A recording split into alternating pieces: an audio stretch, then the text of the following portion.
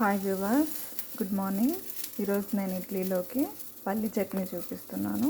పల్లీని ఇలా ముందుగానే వేయించి పెట్టుకోవాలి.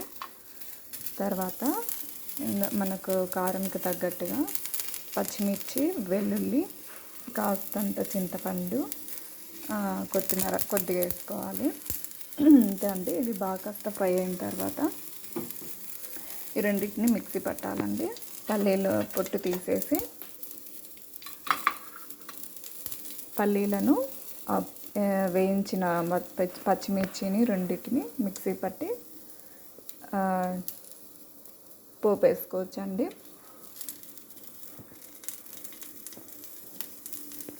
చూసారు కదా, ఇవి కాస్త ఫ్రై అయ్యాయి బాగా.